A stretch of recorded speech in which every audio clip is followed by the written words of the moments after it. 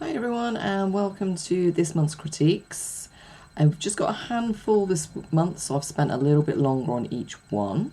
A nice little variation of them all, so it's quite a few little things we touched on. Obviously tonal values comes up quite a bit. Really big thank you to those of you that submitted for the first time as well, a couple of you, and also to some of our regulars. So fabulous, lots of lovely work. If you haven't submitted this month or before, maybe next month you will brave it, and we'll be doing them a little bit earlier, I think, next month. So let's get going, and hopefully, even if you haven't submitted, you will learn something from just watching the playback of these. Okay? Thank you very much. Okay, so our first submission is this beautiful one. This one's from Kim, and Kim says, "Hi Lisa, would appreciate any advice to improve, especially with the snow on the face," which gives a clue. This thank you reference photo from Unsplash. So it's 8 by 10 inch on graphics drafting film, so I'm presuming that's double-sided, using a mix of polychromos, luminance and Prismacolor with brush and pencil titanium white powder and touch-up texture on the snow. Pan pastels for the background. So beautiful choice of subject. Lovely effect with that snow on the background as well. You could even do a little bit more there and maybe bring in a little hint of maybe something bluish with that as well. Don't be afraid to add a little bit more of your pan pastel back there. It will soften it up. In other words, like really just make it soft and blended out rather than any texture to it. As you can see, it's a little bit textured. I would actually soften it up and maybe pull in, like I say, a little hint of something blue. Now, the fact that you've said as well, any hints on the snow is a giveaway that the snow, you focused in on it rather than treating it as just another shape with a slightly different texture. You've kind of treated it like, oh, I've got to get that snow just right, so hence you've brought in those other products. You can create that snow without all the complications of bringing in the other products. You can simply make sure that you've got white paper behind or something that matches that snow colour. Let's have a look here. I'm going to come in. Bear with me a second. Let's just come in. And I'm going to pick up. Let's grab my brush. So I'm going to pick up. Let's see what the colour is in the snow anyway. And I'm going to drag it out. So that's the colour of the snow. So where we come in and you focused really on it by using the white touch-up texture, that's the colour of the snow. Let's see if I can go in and grab any more. Let's grab that there. So that's another one. Can you see once you start dropping it on that lighter colour at the back? You've got it. I think you've got it really well. If anything, I'd be coming in and just focusing a little bit more on refining the fur a little bit. So let's take that away. I want to come in here now. If you look in here, can you see? I'm going to do this very gently. We'll do it all the time. Can you see? I'm going to do a little directions of the fur, and the fur on the just above the brow there is much finer. I think your eye is beautiful. I think that all the texture down around here is absolutely beautiful. There's a couple more whiskers there we could pop in as well. Soften up some of these whiskers down here. If you feel that your whiskers have gone in a little bit heavy, can you see they're a little bit heavy? Come in over the top, or don't use a black. That's the simple one. Use a very fine. Which pencils? Polychromos is the firmest of the ones that you've got there. So I'd come in, don't go for a black one. Go for a dark sepia or warm grey 3 even. Maybe even just like a nougat or one of your browns to pop these in. Same with the little dots in here. Don't come in with the obvious and make them too black. And if you do make them quite dark, do them on the reverse. If you do them on the reverse, they'll come through much softer. Rather than looking like little you know, like the little black specks or spots on there. Can you see how much softer they are in here? In fact, let me go in and I'll pick up, see if I can pick up, let's find a dark spot. You can even come in there with a little bit of Caput Mortem.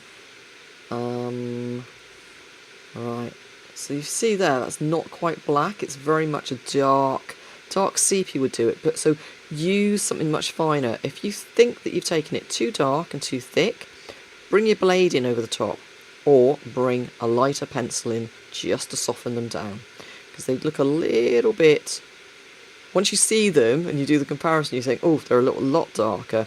Just go in with a much lighter colour pencil to start with. But back up to what I wanted to show you, just above the eye is just this fur direction through here.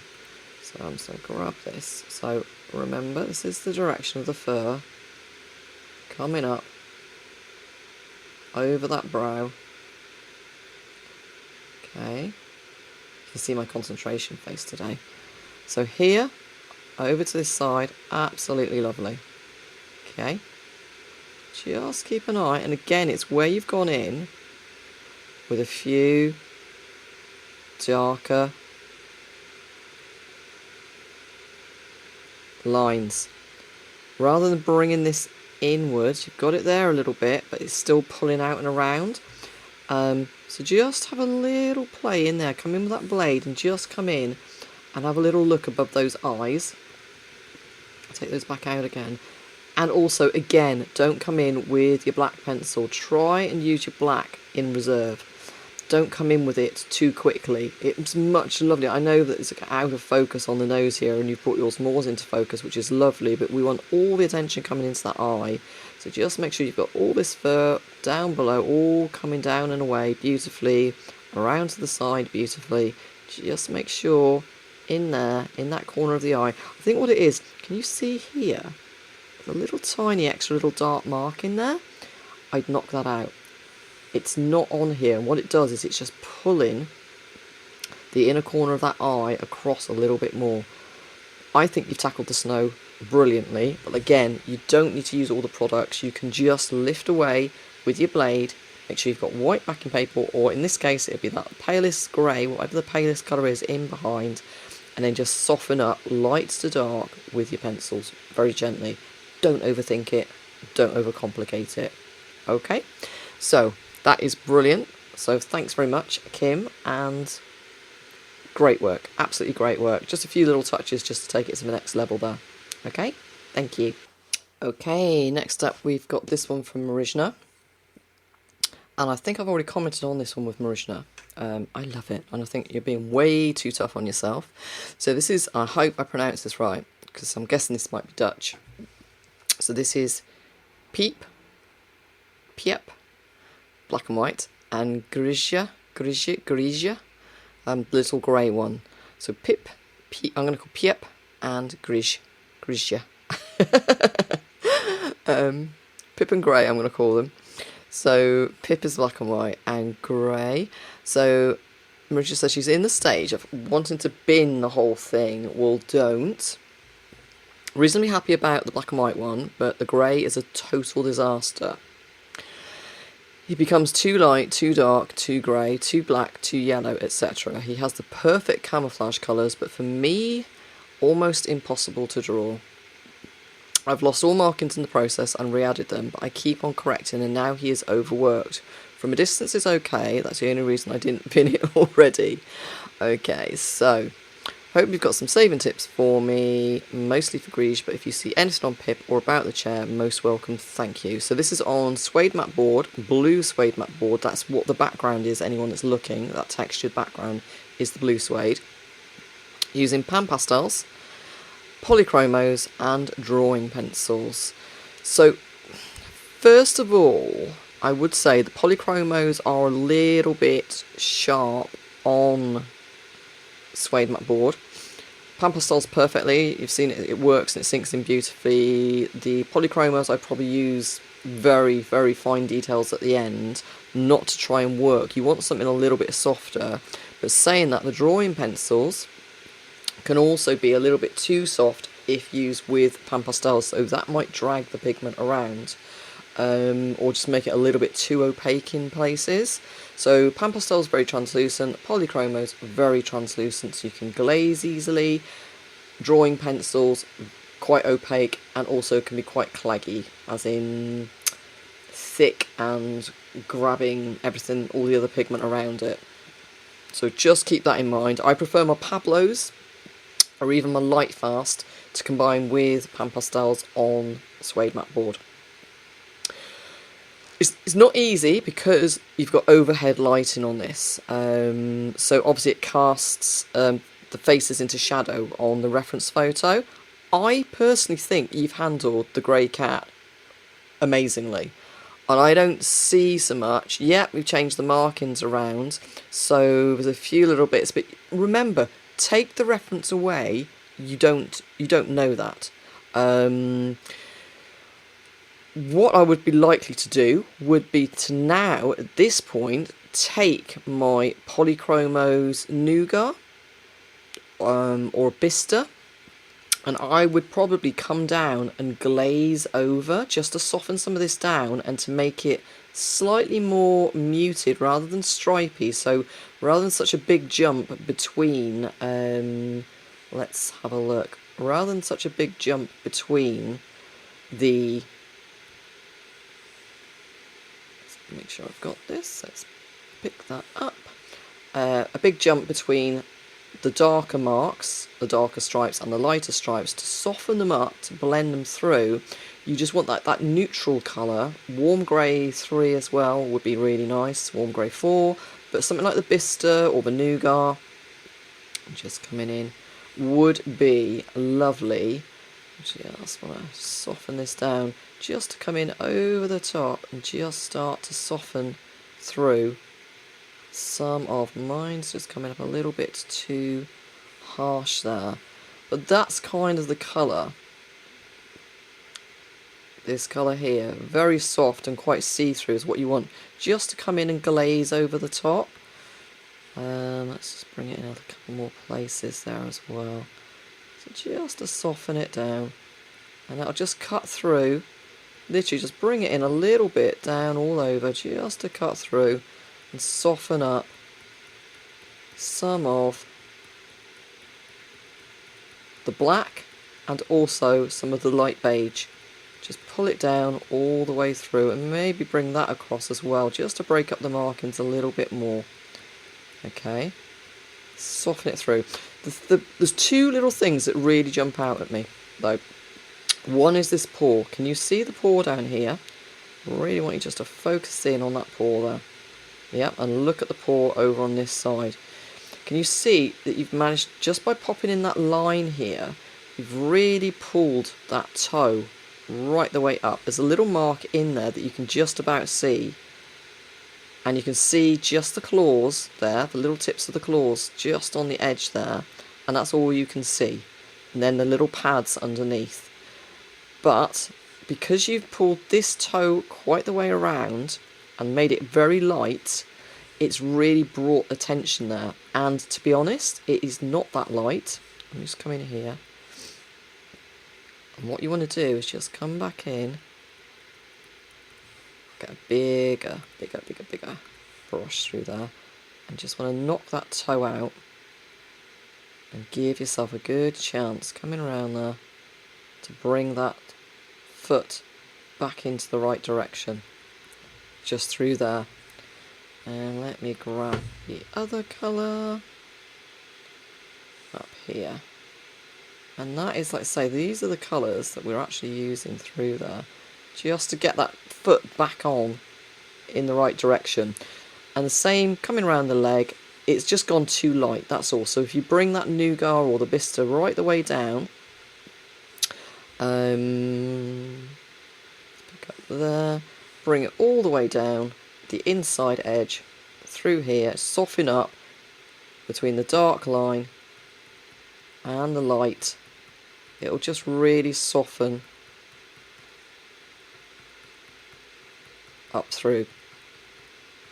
Okay, and in behind. I think you've just taken your darks a little bit too dark and your lights a little bit too light. A glaze of something like, say, translucent like one of those Nougat Orbisters over the top, very gently, will just help to blend it all out. The other little area on this one I'm just going to come into is just up here. And it's just these shapes coming away from the face. So if I just pop in a little straight line here, I'm going to just pop in fact not straight line, let me take that away. So I'm going to just draw in here where you've got that dark line and then this light shape around the cheek, and let's do it on the photo. So on the photo, here is that dark line going into the eye, and here is that shape under the cheek. So can you just see that you've just tipped the angle of the head more? But to be honest, again, take the reference away, the tip of the head is really nice. So the only reason I've drawn your attention to that is literally just to draw your attention to it, so you can just see that it's just tilted it a little bit more, but I like the head tilt being increased. So I would actually leave that unless you want just a tweak that dark mark coming away from what I call the eyeliner, the Cleopatra eyeliner coming away from the corner of the eye. Apart from that, Marishna, I think honestly you've been really tough on yourself, and I really love it, and I think you've done a great job. Maybe pop a little bit more shadow down underneath just to give the cat something, the black and white one something to sit on. There's a lovely shadow coming away from the grey one here. Maybe mirror that over on the black and white one just to give him a little bit more of an idea of a shadow just coming away from that paw there and a little bit just into underneath his bottom. Okay, so I hope that helps. I hope it doesn't go in the bin, because honestly it's almost there. Honestly. Thank you. This gorgeous one. This one's from Megan. Thanks again, Megan. So this is Stan. He's a Labrador Cross Benoni, and I think you can see that very clearly coming through. So I enjoyed this portrait. I'm really pleased with the softness of it. The portrait is a bit more ginger than it looks in this photo. It was difficult to get an accurate photo in the grey and rainy Yorkshire light. So on that note, I know I've mentioned it to you before, Megan, I highly recommend, especially as you're making prints and merchandise from your products, from your images, I really do, I can't recommend more to get a good scanner. Something like the Epson Perfection, the V600 that I've got, something like that would be perfect, but honestly, I know that you've struggled 2 or 3 times with capturing it with the photo, getting a good photo with the lights. I would highly recommend getting the scanner. It makes such a difference, and that one does a real good true representation as well of your colours, etc. So maybe pop it on your Christmas list. So colour pencils on A3 pastel mat. So A3 is a lovely size to work with. That's about 12 by 16 inch.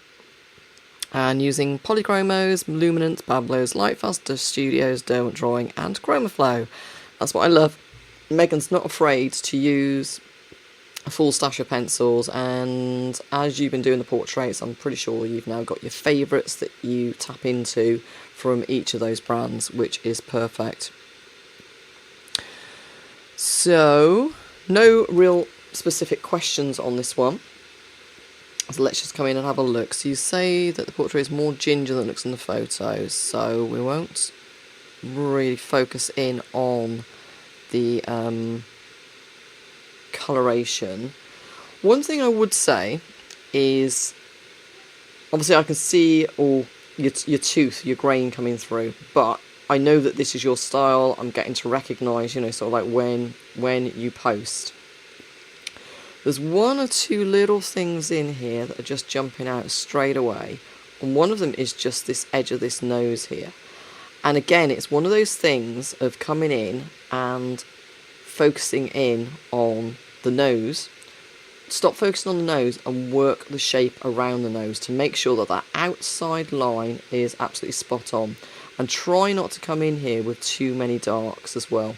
So if you'll notice, can you see how dark you've gone with the nostrils? But in fact, they are not that dark. So again, try avoiding the black in there. It's not a black nose, and when you've got a pinky nose like this, you want to go in there and take it darker with, you could put Mortem, maybe a little bit of one of your, you know, the salmon or the flesh colours going in there. Possibly, let's have a look, possibly dark sepia mixed in there, or take it down with one of your warm grey 4s and 5s first. Don't go in quite, you know, so much with, you can see where you've gone in quite dark here, and also there's a couple of dark marks just up and above the nose there, but I'd be really wary of. Mainly on this side here though, it just looks to me, I know that there's a slight dip there where the edge of the nose is, but the fact the nose does come up and around, so ignore that shape really and come up and work on it being a big bulbous rounded shape at the end. I just feel that there's a couple of little things. There's a tiny little hint of this dark mark up here in the centre that's just thrown it a little bit, and also it's either widened, I don't think it's widened that bit, I think we've just lost that outside shape there, and it's about, and the nostrils have just dropped. If you look at the angle, let me just get the angle, let's just double check that. Let's have a look. Right, so across the top of the nose looks good to me, so I'm going to take this across. Oh, thought that was a straight line, bear with me a second. So let's take this, that's the angle across the top of the nostrils there. Let's have a look. It's a tiny little bit. Can you see just the angle of those nostrils? Just a tiny little bit.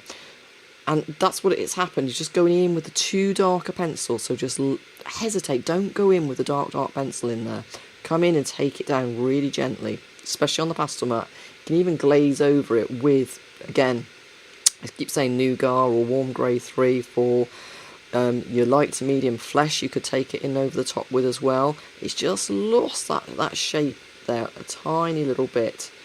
And the only other thing is, again, as I was saying about layers, on the pastel mat, where you've got your wiry texture, brilliant, do less layers and allow the tooth of the paper to come through and help create the roughness of the actual fur. And this one's got it, that lovely cross. Where you've got the ear, I would come in and do more layers. If you come in and do more layers, it will really differentiate between the two different textures of fur. Rather than this looking quite coarse fur, this ear is very much more like a lab, so it's a bit smoother. So by doing more layers, just one more round of layers, dark to light through your colours, darks, mid-tones, lights, it will just smooth that out and give it a smoother, glossier, shinier feel, and or look and feel to the ear. It's lovely though, absolutely gorgeous. I'm sure, like I say, the owner was absolutely thrilled with it as well. And I love the fact that you've lifted the brow a tiny bit, given much more of a wistful, you know, interested look. It's like, oh, you know, something exciting over there to look at. So it's a gorgeous piece, but I would just keep an eye, make sure those nostrils line up with the eyes. Always the nose at the same angle as your eyes.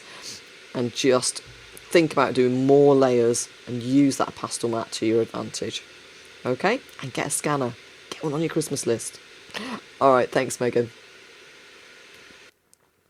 This piece, this cutie, is from Michelle. So I've collaged these together so that we can see both the reference images that Michelle's used, as well as her drawing in the middle.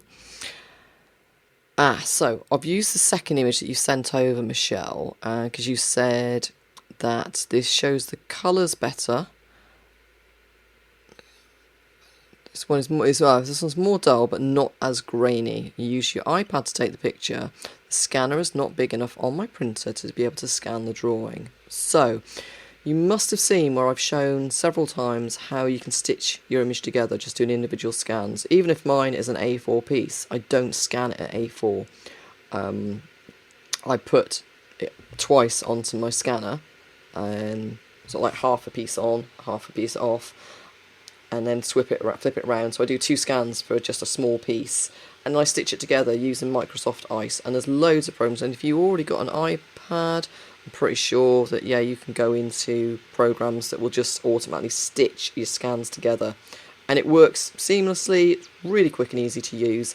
So I'd recommend having a look again at your scanner and having a play and just doing 2 images and finding a good stitch program.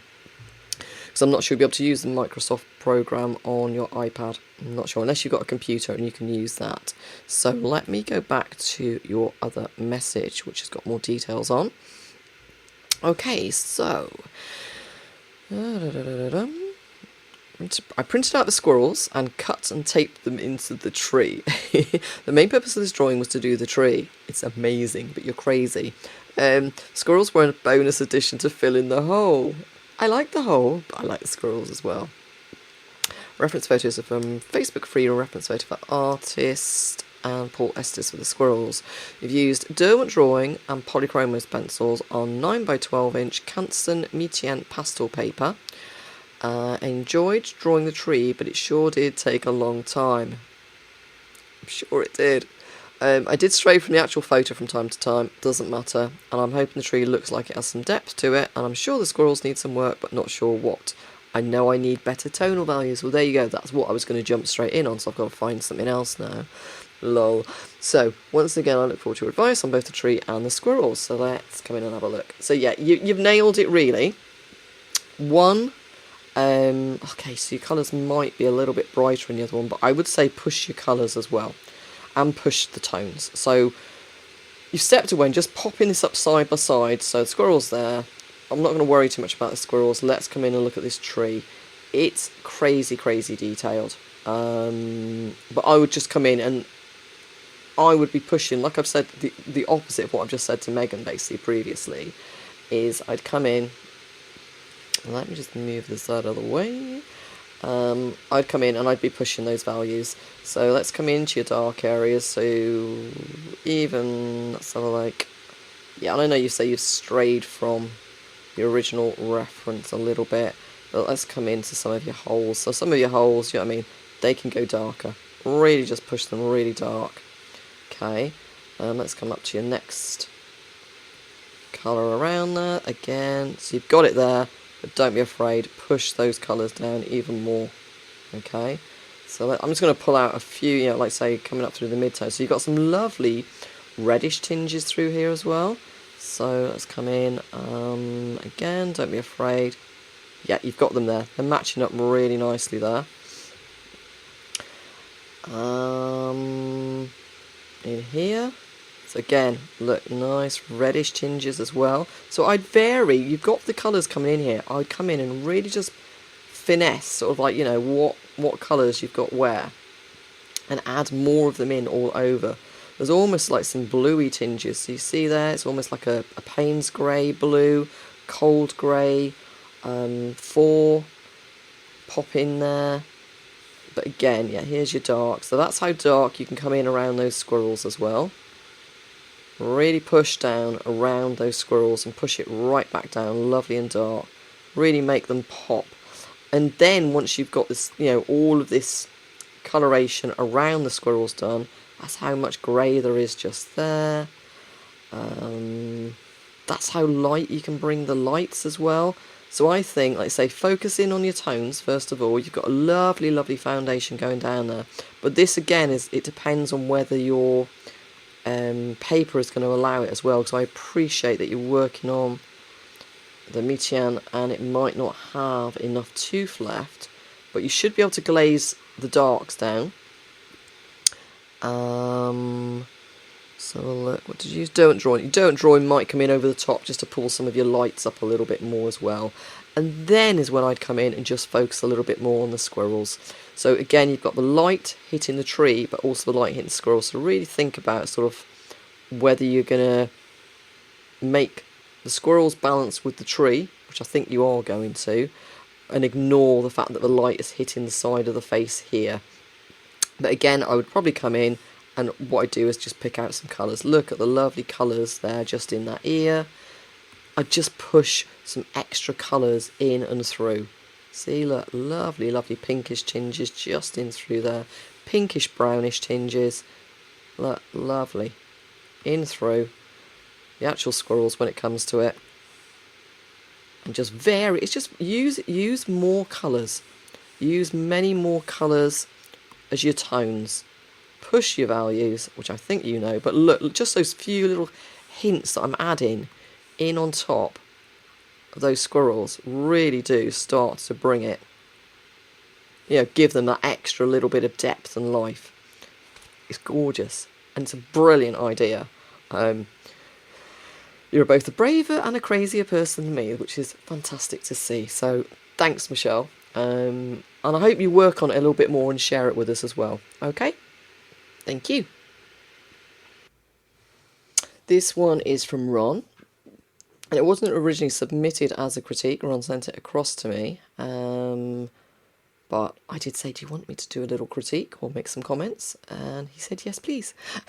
Okay, so photos of my attempt at your Lima tutorial using Canson Mitian Touch. So the previous one was on Canson Mitian. This is on Touch. So Touch is the sanded paper, so textured paper. Quite similar to working on Pastelmat or UART, a little bit rougher, but it allows dark to lights. So on mine, my original was done on drafting films, so even though possibly used similar colours to me, bit of a different approach with this one. So a huge shout for the effect that you've achieved there. So let's have a look. This paper's A3 size, standard pastel paper. Pencils used mostly polychromos, some luminance, 6 green Prismacolors, and the odd Lightfast and Pablo. Oh, we're going to have to get you some pan pastels dropped over to you, aren't we, Ron? Just so you can have a play of the background. It speeds things up so much. So you've done the background brilliantly, is you've just used those Prismacolors. You could come in with a brush, you know, the little stubble brush. Don't think we used it on the workshop, but a little stubble brush which you would have used last year when you did the puppy drawing on the physical workshop. That technique on the background would work beautifully, and that technique as well on the fur. So block in your fur details at the beginning, brush out with the stubble brush, like on my Corgi tutorial if you need a refresher, and then come in with your details over the top. That would work perfectly, and on this paper. So that would be fab. Let's have a look. Now, I'm appreciating that the photo probably hasn't picked it up. I'm guessing this is darker around the eye, and it's just a slight reflection of the oils reflecting. The only other thing I would say is shortening your stroke. So when it comes down, this was a brilliant lesson, this one, in the different fur textures. So you've got some fur direction up through the neck, this fur flicking over. It's quite long, chunky fur. When it comes to the head and down through parts of the body, it becomes almost like stippling. So let's see if I can pick this up. Let's pick up a nice light grey. So it basically becomes like stippling. So you want to come in literally and stipple. If I just do it up here, you literally want to be coming in and stippling. Yeah, teeny tiny stipples, and that will give you the idea of that really, really, really short fur sticking up on end and pointing out towards you. And only then as you start to come around, so that would be kind of like in this area here, and then as you come out, then you start to do teeny tiny little stipples. You start then to come out, and let me grab the colour again. As you start to come out from that area, then that's when you start then just to do teeny, I can't do it very well with this little pen, that's when you do teeny little marks, and only then you start to pull out slightly longer fur, and it will just give a slight variation between the fur that's pointing towards you, starting to turn away, and then flicking away completely. Okay, so it's just stipple, and it's just the way that you put the pencil down. You don't always need to do little flicks of the fur, especially with this one and up on the head. It's very much little pointy stipples away, just pushing very tiny little strokes. But I love it. absolutely gorgeous. I think it's brilliant. So thank you very much for popping that one in. You've got some gorgeous colours going on down in that white fur down here as well. So thank you. And I hope to see you on the next draw along. We'll figure it out. We've got this one from Trisha, and thank you so much, Trisha, for sending me the message, because your emails have completely vanished into my spam folder, but I managed to find it with a little bit of tracking down. So this is first critique. So thank you again for submitting. It's a gift for a friend. But you're hoping to sell pet and wildlife portraits in the coming months. Fabulous. And this is a portrait of Jo. Gorgeous, gorgeous little girl who passed away sadly last month. Right, so this is going to be a hugely emotional gift. So it's done on Clairefontaine pastel matte paper A4, so about 8 by 12 inch. A few pan pastels in the background, perfect. And using the underlayer with pastel pencils. As you can tell, I'm not very experienced in pastels. Can't really tell you're not that experienced. It looks like you've been doing this for a while. And I have done a few pencils for around a year. Okay, any helps improve, much appreciated. Thank you for the compliment there, which I'm not going to read out.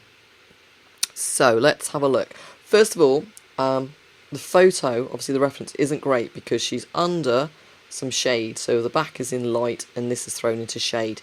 So one thing you can think about with something like this is, obviously you haven't incorporated the highlight part on the back.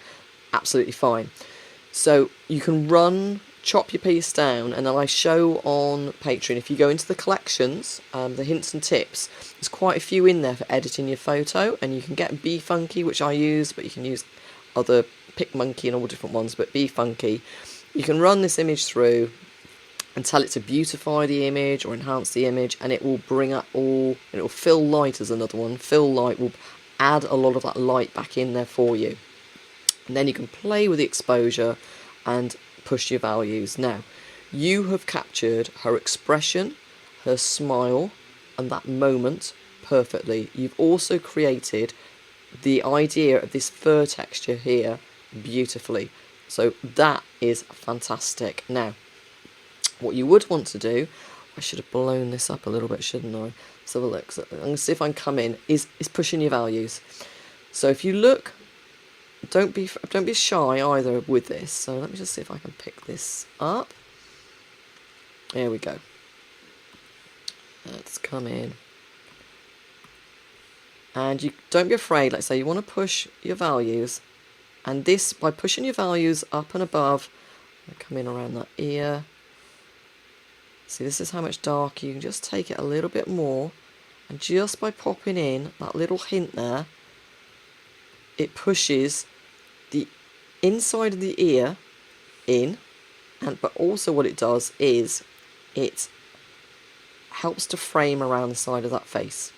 I'm going to do the same on this side because you've got a hint of it here. If you just come up around the side of the face there, you could just, and it frames the face much more beautifully.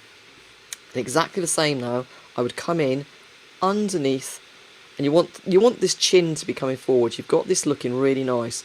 Don't be afraid to come in here and just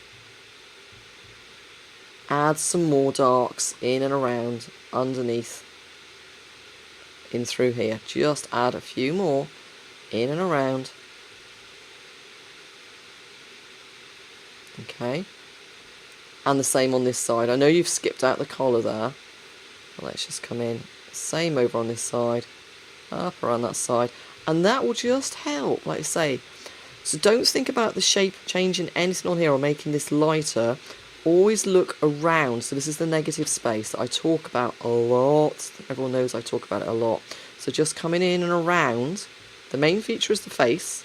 To make that face pop forward, you want to look for all the colours, the dark colours, in and around, and that will help to make the face itself really pop. You've got all these hints beautifully coming through the fur, so just by coming in and pushing some of these darks in and through, all the way up here, it will just really help to give it more depth. And I think you can probably do it. I know you haven't put the grass in, but right down underneath, I would say that you want to be coming in, again, I can't get in there, I think you want to be coming in and just pushing your darks down a little bit more. So where you've got this shadow in through here, I'd come in and just pop in a little bit more where it meets the grass, just pop in a little bit more right in the way underneath there, and also up and around the paw. Probably not that dark, but maybe coming in with, you know, something slightly, picked up something light there, haven't I? Something slightly darker. Something, there we go. So just darkening up around that bottom edge. But you want to basically get that shadow in, because where she's lying, there's going to be shadow right in underneath. You might even find doing it with like, you know, some of the grass colour reflecting up into that fur as well. I don't know why I keep picking up really light ones. There we go. So I'm just going to pop a little hint of that along there. So just where she's lying down, you want to get a nice hint of something dark right in under that paw, and that will ground her, really sink her down into the ground as well. Okay, and if you wanted to, you could pop in a few little flicks of grass, not tons, but you know, you could just pop in, you know. God, that's terrible. Let me just try and pick up a colour of the green. There we go. Bit of the grass. You could just pop in, you know, some hints of the grass coming up, just, you know, just a few little bits of grass, just at the front there, just to give her a little bit of texture. So I'd use a few little greens and a few little yellows, and that will just give, again, a little bit of depth and a little bit more. And you don't even want to go mad. I've got some tutorials there showing, if you look at the corgi, did a corgi? I think, not the corgi, the beagle that I did earlier this year. I'm pretty sure that I've got a video showing some of, you know, sort of the colours there to do the grass background. But see, look, just me doing the squiggles there, just to add little bits. It just gives her an extra little bit more depth as well. And you just work your way forward. You literally just do flicks and flicks. Some lights, some greens, some darks. Just some darks in there as well. Honestly, it will just make that huge difference. So just be brave, push your values. So thank you. So big thanks to everyone who submitted this month. As you can see, I've changed the format a little bit, adding myself on there. So I hope that helps as well to make it a little bit more personalised. Anybody who's watching, I hope you haven't submitted. Maybe next month you might be brave and pop something in as well, just like Trish did this month, and Ron. And thank you to my regulars. And I hope you all learned something. And any questions, please do just let me know. Alright, I'll see you all again next month. Bye!